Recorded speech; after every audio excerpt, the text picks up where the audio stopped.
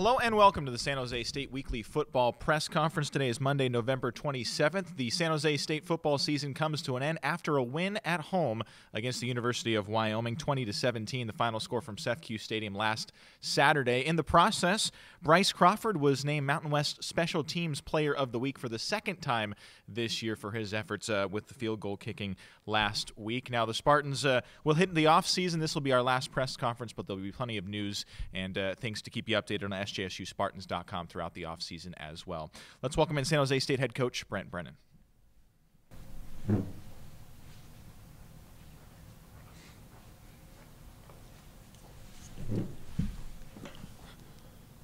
Hello. Thanks for coming. Obviously, I just want to, say congratulations and thank you to our seniors. I thought it was just an incredible day here on Saturday for them, for our program. I thought the entire team, the assistant coaches did a great job of getting us ready to play a really good Wyoming team.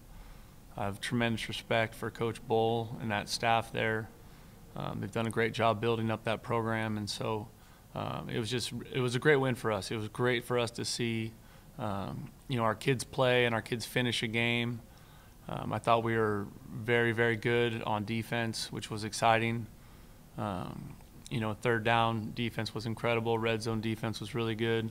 So credit to Coach Odom and defensive coaches and the players. And so we're all feeling a lot better today than we have our previous Mondays. And we had a team meeting this morning and kind of got everybody together. And it's just good to see some smiles on their faces and see them be able to walk around with a little bit of pep in their step and a good feeling for a change. So here we go. Coach, as good as the win felt Saturday, it still doesn't backspace, everything that's gone over the last 2.5 months. Just what's the message to the guys now, heading into the off season that, there's still a lot of work to be done? Yeah, well, I think that's the message. I think, if we want to make a move in this conference, we need to have an incredible offseason. Guys really need to invest and train with our strength and conditioning staff.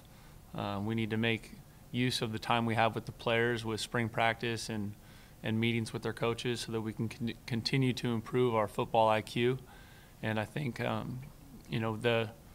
if we don't want to feel the way we feel right now, then we have to do a great job in all aspects of this offseason. That includes strength and conditioning, continuing to learn and grow in the schemes that we run, and then also, spring practice.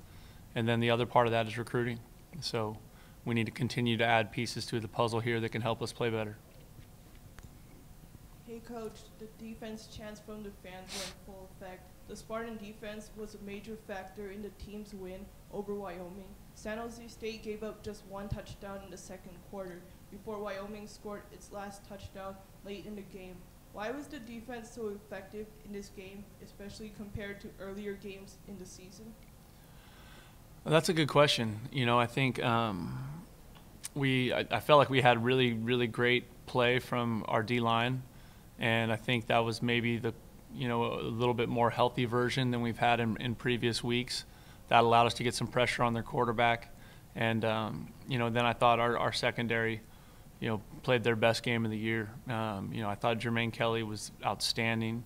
Andre Chachere had one of his best games of the year, while he was with us. And, it was just, and Maurice McKnight continued to be solid. So I think, and then Dakari, right? 2 interceptions in a game.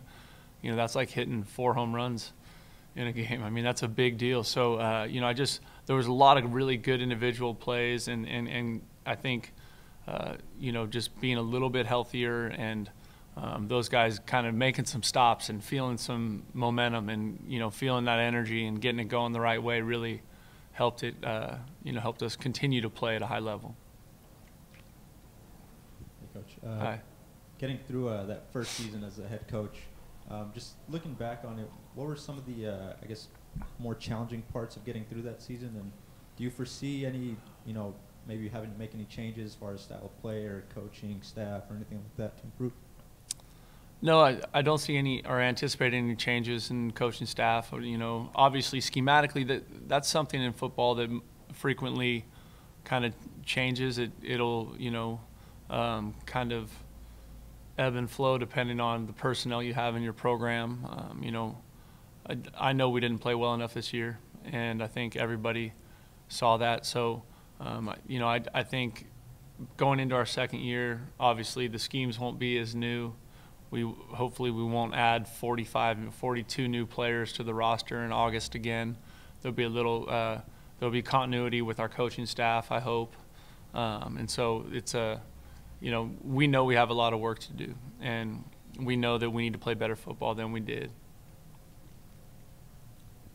Coach, Bryce Crawford this morning named Mountain West Special Teams Player of the Year. He's only one of 2 players, I believe, to have 5 or more 50-yard field goals in college football, 2 place kickers. Just what more can you ask for Bryce? I would have liked him to hit the 57-yarder we went for late in the game. No, you know, Bryce is a great kid, and I think, you know, those guys in that specialist role, we really got good performances out of them all year, from Bryce and Michael Carrizosa and Harrison Hoffman, our long snapper. You know, all those guys did a great job, and so I think that's one of those components of your team that doesn't always get talked about unless they're hitting 50-yarders with regularity. But it's such an important part of your team because those are points on the board, or they do impact field position. And, you know, at times during the season when Michael was hurt, you know, Bryce carried the load of all the kicks, kickoffs, punting, all that stuff. And he's just a really great kid. He takes his work very seriously, which, you know, I said that. I know I've said that a lot about Frank Ginda, but that's, you know, normally that's how the best players are. The best players are the ones that work their butts off in the off season. They're the ones that are always around. You know, any day you walk by the field, you can see those guys out there with the bag of balls, kicking them all day long, and that's how you get really good. Coach, we're going to go to the phones now. Andrew Payne from Scout.com. Andrew, one question for Coach. Hey, Coach Brennan, my first time calling in this year, so you just said that you don't expect any changes to your coaching staff this year. How would you respond to fans who desire any changes to the coaching staff given the results of this year? I would just tell them to stick with us. You know, we've got really good people here, and everybody is, you know, will continue to work hard to, you know, improve and make sure we are better teachers and better communicators, and that we can, you know, as we grow as a team, continue to put guys in better positions to make plays, and, you know, hopefully, you know, we're healthier a year from now, and we're not having to mix and match at so many positions. Coach, obviously there's room for improvement. What are a couple of things the team needs to focus on in the off season? Well, I would say one of the biggest things is we need to get stronger. You know, we need to get stronger, and because we were playing a lot of young bodies this year, sometimes those bodies just aren't as strong, and so, you know, the game of football is so physical, and so you end up having some injuries that, you know, are more, you know, injuries of youth or something like that. So the big focus of us this off season has to be getting stronger and faster with our strength staff, and then the other part of that would be getting more comfortable in the scheme. You know, anytime you have a staff transition, when the scheme is new, you're just trying to find ways to get the players to play as fast as they can and to play with confidence. And I think we can make some strides this offseason that way. Hey, Coach, speaking with Montel Aaron after Saturday's win, he mentioned some of the things going into the offseason that he's going to be working on, you know, among other things, trying to be more of a leader. What are some of the things that you would like to see, you know, him improve on just to take that next step in his development as a quarterback next year? Well, I think one of the biggest steps that we need to make in terms of throwing the football is just kind of that chemistry and that trust between the quarterbacks and the receivers. I know I've said it a couple times this year, but you know, we went into fall camp with a 4-horse race for the quarterback job, and when you do that, those reps get split. And so, you know, not having the benefit of all those reps, not having the benefit of an off season, you know, where you're the starter, you know, that's really important. And so, you know, I think throwing and catching and running routes and, you know, all the time that those guys can get that in is going to be really important, so that we just continue to develop that chemistry and that trust with our, you know, with our skill positions and our quarterback. Coach, keeping it on Montel, first rushing touchdown of the season, obviously. Last, I think, 4 games, 4 rushing touchdowns. What changed during the last month of the season? Is it just maturity? Is it in terms of running the football, just play calling maybe? What? Yeah, I think because of the emergence of Tyler as a solid, really physical, solid running back, I think that put us a little bit more in that mentality of trying to run the football. I think as a football program, we definitely want to take our shots down the field. We want to throw it, but the way to be able to run the football is critical to winning football games, and so our efforts to try and establish some run game and lean a little bit on running the football with a fairly veteran offensive line was kind of the mentality that way, and that was why it went the way it did. Coach, back to the phone. Andrew Ping, one more question for Coach. Yes, Coach. Most recently, Terrell Carter, the true freshman quarterback, was named Offensive Scout Team Player of the Week. Earlier this year, I remember seeing Terrell Carter in crutches on the sideline, and now he's named Offensive Scout Team Player of the Week. What would you say about Terrell's development over this season? Well, he's been a great practice player. I think we're all excited about Terrell. I think he's got a lot of talent, and he's learning. He's really raw as a quarterback, and so that'll be a lot of the time in the off season is him learning the scheme and getting more comfortable with the scheme, and then hopefully getting to spring practice and being in a position where he can compete. Coach, Jermaine Kelly was remarkable in his final game as a Spartan. His performance resembled his shutdown performance of Colorado State wide receiver Michael Gallup. What is Kelly's next step moving forward?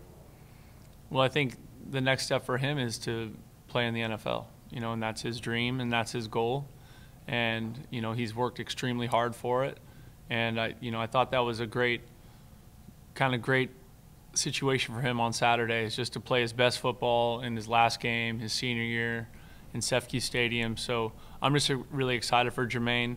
He's been a good leader for us all year. He's worked really hard and had a good attitude. And so I'm just excited to see what the next step is for him, and how that opportunity unfolds in terms of playing on the next level. Coach, Dakari Monroe had a really good game at the end of the season. With Andre Chachere, kind of being the leader, being gone next year, is he a guy that you could see kind of stepping up as being a leader on that defense? Absolutely. Yeah, Dakari really finished out the season really strong, and he's one of those players. He's really smart. He's a really good guy. He's a local guy, which I love, and he's one of those players that we're going to be looking for leadership from him this offseason.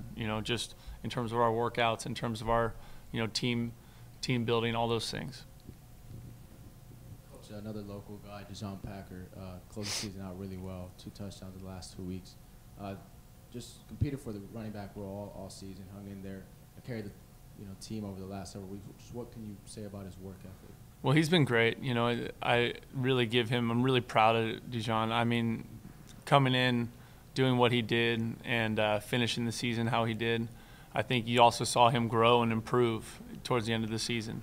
And so it's awesome to see a local kid like that walk on, get in the games, and then make big plays like he did. I mean, none other than the last touchdown run. It's the biggest play of the year probably. Coach, again to the phone. Andrew, one more question for Coach. No, I'm good.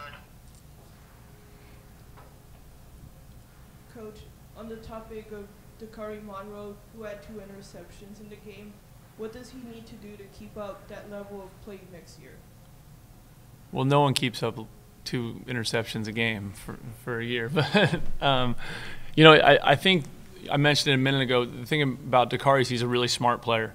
And so that helps him be in the right position. And then his ability to finish, we saw that at the end of the season a lot. So I think as he continues to improve, as he plays more and matures and continues to make the strides he's making, I think that's, when the receivers and quarterbacks are throwing, lots of times the DBs are out there covering them too, so the more he plays, the more he's going to see it. And when he combines his athleticism with his smarts, I think you're going to see him continue to play at a high level. Coach, obviously Andre Chachere was a guy from, for a while now has been, getting a lot of publicity around the country about, NFL prospects and all that.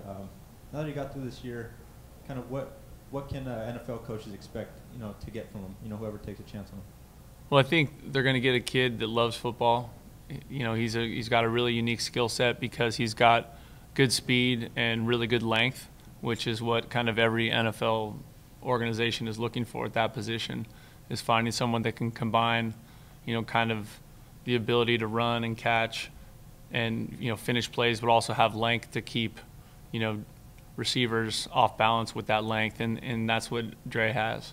So I think anyone that takes a chance on him is going to get a good kid, good player who really wants to play on that level. Coach, Frank Ginda, 173 tackles this season, 173. I mean, that's the 8th most since 2000, I believe. Just how fortunate are you guys lucky to have him? Oh, he's awesome. Yeah, Frank's been great, and it's really been neat to see kind of him, reap the benefit of his hard work, and he's, like I've mentioned a bunch, he practices every day. He's out there every day. He works so hard in the off season. And I think that's a really good lesson for our young team, for our young players, is that, if you put in the work, if you respect the game of football and you put in the work that's required to be great, then you can get great results. Coach, looking back as a first-time head coach, was it rough during the year making adjustments to being a head coach? Also, do you have any goals already established to be successful next season? Yeah, there was lots, going through the year that was different being a head coach. I think, the greatest challenge for me and for our football team was, continuing to work, continuing to practice and move forward, even though we weren't having the success we wanted on the football field. So that was the biggest challenge for me, is just kind of making sure that our heads were in the right place and that we were, getting everything we could out of the meeting environment, out of the practice environment, and those kind of things. And I thought the kids did a really good job of taking that to heart and continuing with the thought process of we need to keep moving forward, we need to keep working, we need to keep improving, and I was really proud of them for that. In terms of goals for next year, those are things that we'll talk about as a staff. Most of the staff hit the road recruiting today. And so we have a really small window now with recruiting where we, basically there's a 3.5-week window now before December 20th, and then there's a 3-week window at the end of January. And so because this window is so short, we got to go now and get those things ironed out, and then we'll talk about kind of big picture stuff when we get done with the December 20th. Thank you all.